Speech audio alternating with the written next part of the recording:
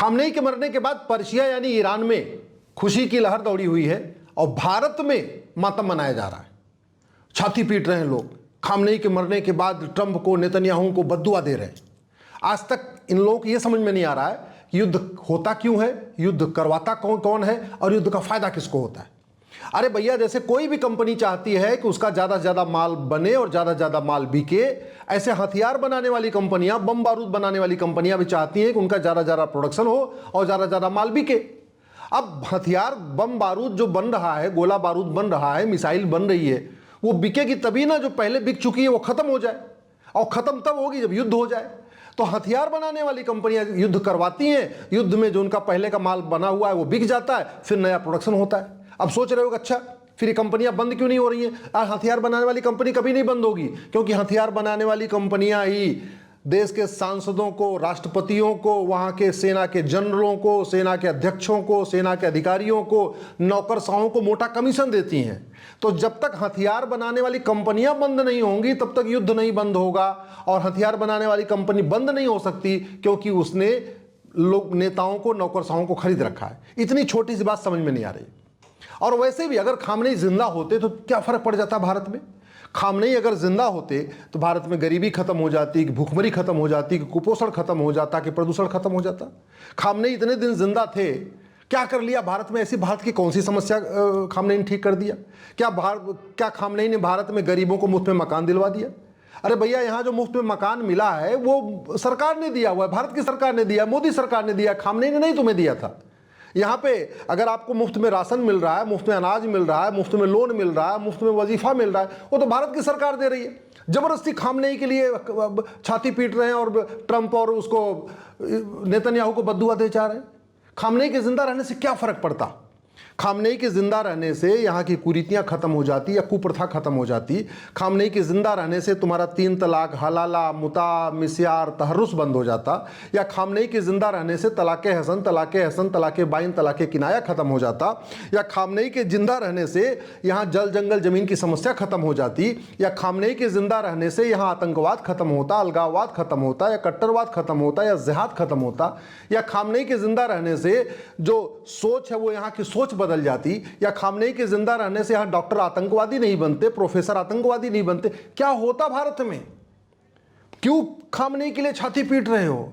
अरे खामनेई जैसा दरिंदा जिसने वहां के महिलाओं को कैद करके रख दिया, महिलाओं की जिंदगी नरक बना दिया पर्शिया में, उन महिलाओं की अगर बद्दुआ लगेगी तो खामनेई की मौत तो होनी थी। अगर कर्म फल को मानते हो तो इतना भी तो मानो कि जो गलत करेगा उसके साथ गलत होगा।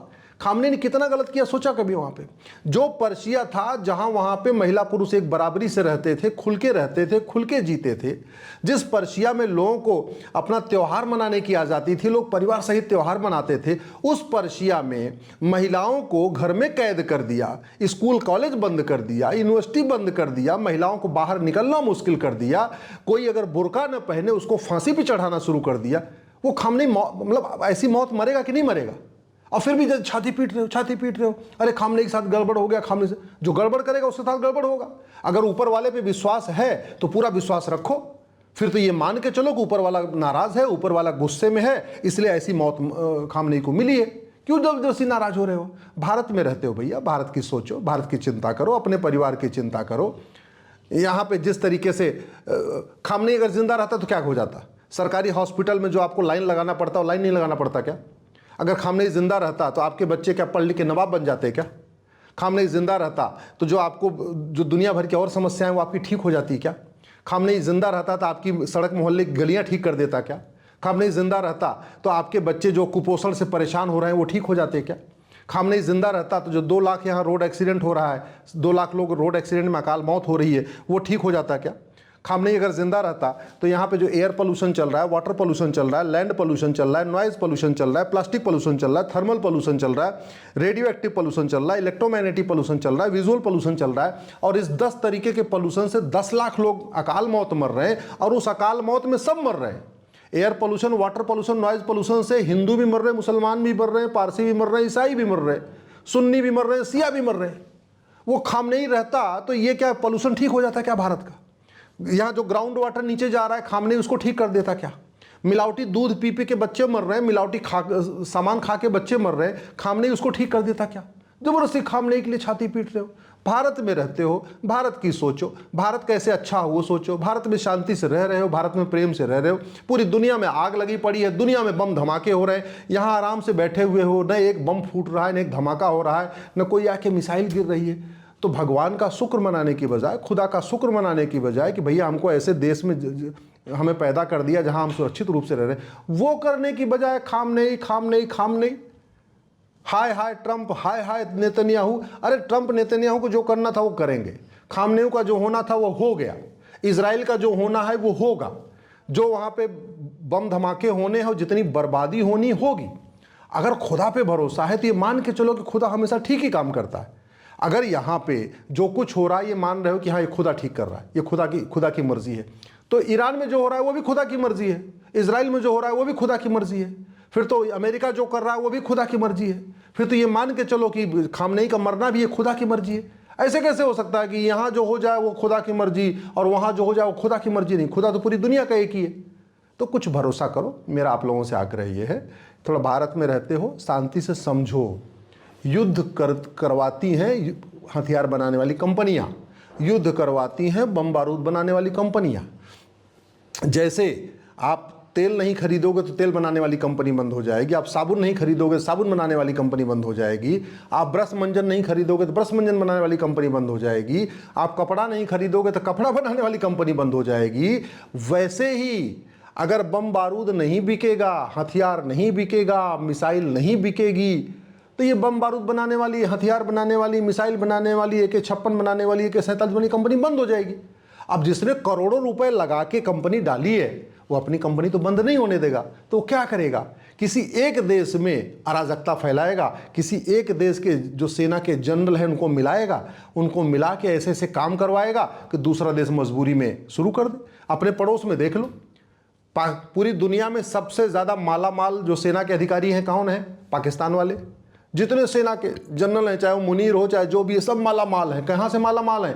क्योंकि इतना वो हथियार खरीदे हैं विदेशों से और उसका 20% कमीशन लेते हैं। तो 20% कमीशन लिया तो माला माल। सेना पाकिस्तान के तो lieutenant colonel, major, captain, brigadier, general सारे माला माल हैं। क्यों?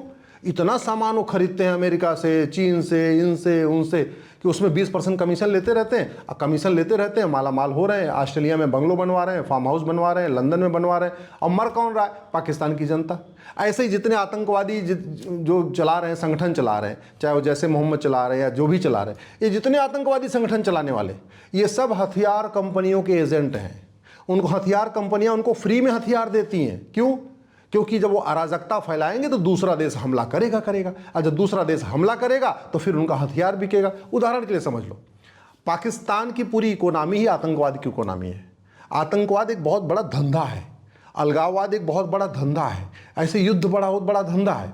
अब अगर पाकिस्तान में आतंकवादी न हो और वो भारत के ऊपर आके आतंकवाद ना फैलाएं तो भारत हमला नहीं करेगा। अब भारत अगर हमला नहीं करेगा तो भारत से बचने के लिए पाकिस्तान को मिसाइल नहीं खरीदनी पड़ेगी। तो वो पहले वहाँ आतंकवाद फैलाते हैं, आतंकवाद आके कश्मीर में अलगाववाद फैलाते हैं, फिर भारत के लोग ऑपरेशन सिंदूर करते हैं। उस ऑपरेशन सिंदूर से बचने के लिए पाकिस्तान भी मिसाइलें खरीद लेता है। तो ये पूरी एक इकोनॉमी है, इसको समझो। जब तक बम बारूद बनाने वाली कंपनियां हैं दुनिया में शांति नहीं आ सकती। कभी वहाँ युद्ध होगा, कभी वहाँ युद्ध होगा, कभी वहाँ युद्ध होगा। क्यों? क्योंकि हजार करोड़ की जो कंपनी बनी हुई है बम बारूद बनाने वाली, अगर इसका प्रोडक्शन बंद हो जाएगा, लोग सामान नहीं खरीदेंगे तो प्रोडक्शन बंद हो जाएगा। प्रोडक्शन बंद हो जाएगा तो कंपनी के मालिक को फायदा क्या हुआ? कंपनी डाल के बैठा हुआ है। ऐसे ही समझ लो कि जैसे लोग पटाखा नहीं खरीदेंगे तो पटाखा बनाने वाली कंपनी बंद हो जाएगी, लोग शराब नहीं पिएंगे तो शराब बनाने वाली कंपनी बंद हो जाएगी, लोग कपड़ा नहीं खरीदेंगे कपड़ा बनाने वाली कंपनी बंद हो जाएगी, लोग टू व्हीलर फोर व्हीलर नहीं खरीदेंगे तो टू व्हीलर फोर व्हीलर की कंपनी बंद हो जाएगी। ऐसे अगर युद्ध नहीं होगा तो बम बारूद बनाने वाली कंपनियां बंद हो जाएंगी, AK-56 AK-47 बनाने वाली कंपनी बंद हो जाएगी, मिसाइल बनाने वाली कंपनी बंद हो जाएगी। और जब ये कंपनियां बंद हो जाएंगी तो उस देश के नेताओं को, वहाँ के नौकरशाहों को, वहाँ के सेना के अधिकारियों को कमीशन कौन देगा? क्योंकि सबसे ज़्यादा जो नेताओं को, नौकरशाहों को कमीशन देती हैं वो है बम बारूद बनाने वाली कंपनियाँ।